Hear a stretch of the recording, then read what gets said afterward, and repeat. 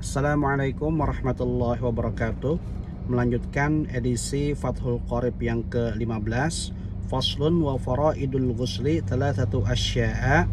Fasal yang membicarakan rukun mandi itu ada 3 perkara. Jadi namanya rukun berarti sesuatu yang wajib dikerjakan, bila mana tidak maka tidak sahlah mandinya. Ahaduha an-niyatu, yang pertama adalah niat. Fayanwil junubu raf'al janabati awil hadatil akbari wa nahwa dalika wa tanwil haidu awin nufasa'u raf'a hadasil haidi awin nifas. Jadi bagi mereka yang berjunub atau berhadas besar, maka berniatlah untuk mengangkat janabahnya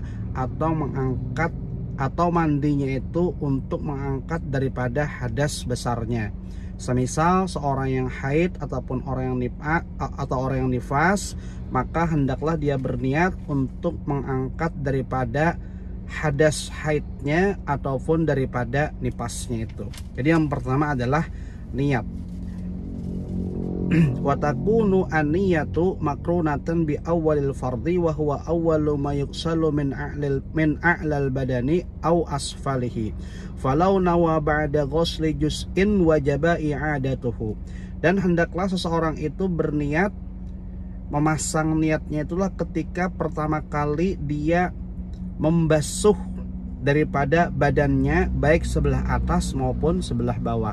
Sebagaimana kami singgung, niat dalam pengertian fikih itu adalah sesuatu yang harus bersamaan dengan pekerjaan.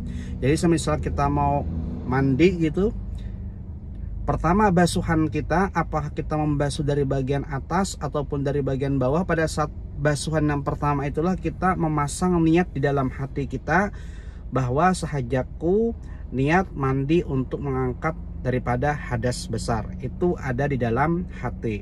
Adapun nawaitul ghusla li raf'i hadasil akbari, yang dilisankan itu sebetulnya hanya untuk menguatkan agar di dalam hati kita itu ada semacam perkataan di dalam hati kita.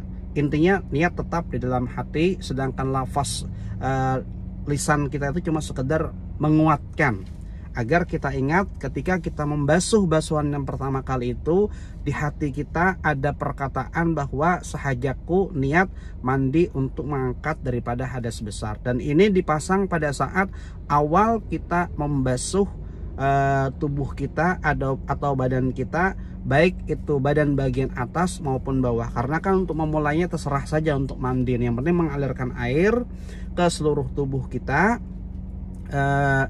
baik itu bagian atas maupun bagian bawah dahulu, itu terserah saja. Itu yang pertama. Jadi niat harus bersamaan dengan pekerjaan, tidak boleh sebelumnya. Itu adalah pengertian niat dalam ilmu fikih. Jadi yang pertama rukunnya adalah niat, rukun mandi itu. Yang kedua adalah wa izalatun najasati in kana ala badanihi. Jadi rukun yang kedua daripada mandi adalah membersihkan najis yang menempel pada tubuh kita. Ay al-muqtasili wa hadha marajahur rafi'i wa alaihi fala yakfi ghuslatun wahidatun 'anil hadasi wan najasati. Jadi kita tidak dianjurkan untuk langsung mandi, tapi kita bersihkan dulu kemungkinan najis yang menempel di tubuh kita. Misalnya kita baru pipis, nah itu bekas percikan pipis misalkan, atau buang air kecil yang masih menempel di tubuh kita, itu hendaknya dibersihkan terlebih dahulu. Warajahan Nawawi al-iktifa'a bi ghuslatin wahidatin anhuma wa mahalluhu ma idza kanat an-najasatu hukmiyatan amma idza kana an-najasatu 'ainiyatan wajaba ghuslatani anhuma.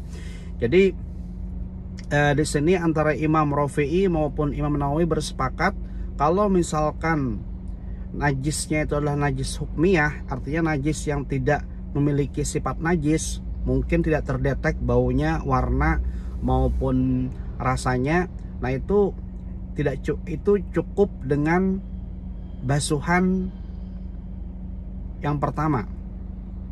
Kalau Imam Rafi'i mewajibkan najis itu harus dibersihkan, tapi kalau Imam Nawawi semisal najis itu hukmiyah yang tidak terlihat baik dari sisi rasa, warna maupun bau, itu tidak perlu izalatun najasah, tidak perlu dibersihkan najisnya karena itu najisnya tidak terlihat. Namun apabila najis itu adalah ainiyah, terlihat kasat mata baik sifat, warna maupun bau, maka keduanya bersepakat baik Imam Nawawi maupun Imam Rafi'i bahwa kita harus membersihkan najis itu terlebih dahulu baru kita melakukan mandi. Jadi kalau ada najis yang terlihat menempel di tubuh kita itu hendaknya dibersihkan dulu, tidak langsung mandi. Itu rukun yang kedua setelah niat, yaitu izalatun najasah, membersihkan najis yang menempel pada tubuh kita. Kemudian yang ketiga, wa isalul ma'i ila jami'i sya'ri wal basyarati, yaitu mengalirkan air ke seluruh rambut dan kulit pada tubuh kita. Wa fi ba'di nushil naskhi badala jami'i usuli.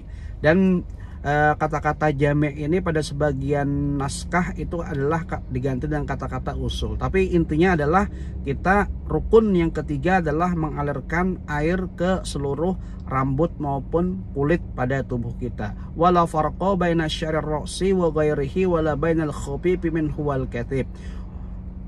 Dan tidak ada perbedaan antara rambut pada kepala maupun yang rambut selainnya itu harus terkena air, dan tidak ada perbedaan apakah rambut itu atau bulu itu tipis maupun tebal. Beda dengan wudhu ya. Kalau wudhu itu kan kalau misalkan rambutnya atau bulunya itu tebal, tidak perlu menyampaikan air ke dalam kulit. Tetapi kalau mandi ini walaupun bulu maupun rambut yang ada pada tubuh kita itu tebal, maka wajib menyampaikan air itu sampai ke dalam kulit. Wasya'rul madfuru illam yasil alma'u ila batinihi illa bin naqti wajaba naqduhu. Jadi semisal rambut itu terikat sehingga mengakibatkan, karena rambut itu terikat mengakibatkan air itu tidak sampai ke kulit, maka wajib untuk melepas ikatan rambut tersebut. Wal muradu bil basyarati dhahirul jildi. Yang dimaksud dengan basyarah yaitu adalah bagian luar daripada kulit. Nah, jadi wajib menyampaikan air ke seluruh bulu-bulu ataupun rambut ataupun bawah kulit di seluruh tubuh kita. Bawah kulit itu adalah kulit yang terlihat. Wajibu ghuslu ma dhahara min simakhi udhunaihi, dan wajib menyampaikan air kepada bagian yang terlihat daripada telinga, tapi bukan lubang yang di dalam ya. Jadi kalau telinga itu dari luar masih kelihatan, nah itulah yang wajib disampaikan air ke dalam. Tapi kalau ke lubangnya yang sampai tidak terlihat itu tidak termasuk bagian kulit yang terluar. Wamin ampin majdu'in, termasuk juga adalah hidung yang terpotong. Wamin syukuki badanin, demikian juga bagian kulit tubuh kita yang pecah-pecah itu juga wajib disampaikan air ke dalam kulit tersebut. Wajibu isalul ma'i ila ma tahta kulfati minal aklaf, dan demikian juga wajib menyampaikan air itu sampai ke bawah kulit pada kemaluan laki-laki yang belum berkhitan. Nah itu kan kalau belum khitan itu kan kelipat tuh kulitnya, maka bagian bawahan lipat kulfah atau bagian kulit kelamin yang belum dihitan, dibaliknya itu wajib sampai air ke dalam sana. Jadi kalau orang belum berhitan itu agak repot ya, karena kemungkinan ada air yang tidak sampai ke dalam kulit yang tertutup oleh bagian yang belum dihitan tersebut. Wa ilama ma yabdu min farjil mar'ati inda qu'udiha liqada'i hajatiha. Demikian juga harus sampai air itu ke alat kelamin perempuan ketika dia qadha hajat, itu alat kelaminnya itu terlihat. Kan kalau kita qadha hajat, buang air besar, itu kan kita posisinya duduk merangkak. Nah itu bagian yang terlihat pada saat qadha hajat itu harus sampai air ke dalam situ. Wa mimma yajibu ghusluhu al-masrubah li'annaha tadharu fi waqti qada'il hajati fatasiru min dhahiril badani. Demikian juga wajib air itu sampai ke dalam dubur. Maksudnya dubur sama seperti tadi ya. Jadi ketika kita buang air besar, itu kan agak mengembang duburnya. Nah, itu bagian yang terlihat ketika kita qadha hajat atau buang air besar itu termasuk bagian kulit yang terlihat dan harus air itu sampai ke dalam situ. Jadi ini maksud dengan menyampaikan air ke seluruh kulit maupun rambut di seluruh tubuh. Seperti tadi, bagian yang terlihat daripada telinga, bukan lubangnya ya, atau kulfah tadi, alat kelamin laki-laki yang belum dikhitan. Nah, itu yang bagian bawahnya itu, yang di bawah lipatannya itu harus sampai air ke dalam situ. Jadi kalau tidak hitam itu memang agak sulit. Jangan-jangan ketika kita mandi wajib itu tidak sampai air ke dalam situ. Dan juga ke dalam kelamin perempuan ketika dia qadha hajat itu terlihat. Itu bagian masuk daripada kulit yang terluar, yang mana air itu wajib masuk ke dalam situ, harus terbasuh. Nah, itu adalah rukun daripada mandi. Yang pertama adalah niat, yang kedua membersihkan najis yang masih menempel di badan kita, dan yang ketiga adalah air itu sampai ke seluruh rambut ataupun kulit, seluruh rambut ataupun bulu dan kulit di seluruh tubuh kita. Jadi ini adalah fikihnya, supaya ketika kita mandi itu betul-betul sampai air ke dalam situ. Jadi itu bukan sesuatu yang sembarangan ya, harus betul-betul dijalankan karena ini masalah rukun. Wasunanuhu, adapun sunat daripada mandi, yang pertama adalah wasunanuhu ay al-ghuslu khamsatu asya, 5 perkara. Yang pertama adalah tasmiyah, membaca bismillah.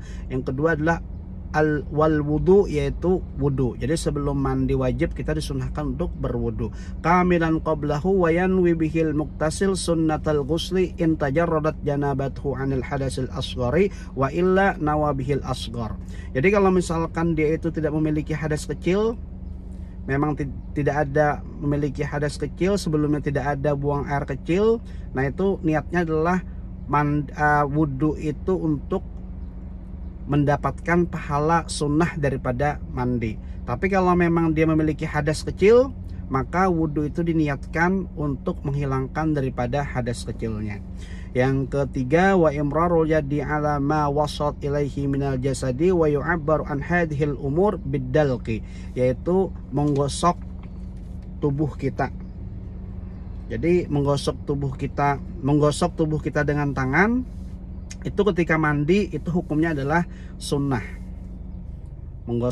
Menggosok bagian tubuh yang mungkin digosok. Kalau misalkan punggung bagian tengah itu kan sulit untuk digosok, itu tidak termasuk. Jadi yang dimaksud dengan menggosok dengan tangan kita di seluruh tubuh itu adalah bagian-bagian tubuh yang memungkinkan untuk digosok. Kemudian yang keempat yaitu wal muwalatu wasabaqa ma'naha fil wudu, yaitu jangan ada jeda. Sebagaimana wudu itu kan kalau kita sudah membasuh muka, maka disunahkan itu jangan sampai ada jeda. Jangan sampai bagian muka itu sempat kering baru kita membasuh tangan. Itu adalah pengertian daripada wal muwalatu, yaitu jangan ada jeda. Wa taqdimul yumna min syaqqaihi 'alal yusra, yaitu mendahulukan bagian yang sebelah kanan daripada yang sebelah kiri. Itu adalah bagian tubuh yang memang ada dua sisi, misalkan tangan, kaki ya. Tapi kalau muka itu tidak termasuk bagian yang sebelah kanan maupun kiri. Wa baqiya min sunanil ghusli umurun madhkuratun fil mabsutati minha at-tathlitu wa takhlilus sya'ri. Dan sebenarnya ada banyak beberapa kesunahan daripada mandi ini, itu dijelaskan pada kitab-kitab yang lebih besar. Di antaranya adalah membasuh 3 kali dan menyela-nyela daripada rambut. Jadi kesunahan wudhu itu ada 5. Yang pertama membaca bismillah, yang kedua wudhu sebelum mandi, kemudian menggosok tubuh kita dengan tangan, yang keempat itu jangan ada jeda, dan terakhir adalah mendahulukan sisi yang sebelah kanan daripada sisi yang sebelah kiri. Demikian pembahasan tentang rukun dan sunnah wudhu pada kitab Fathul Qorib edisi yang ke-15 ini. Demikian, wassalamualaikum warahmatullahi wabarakatuh.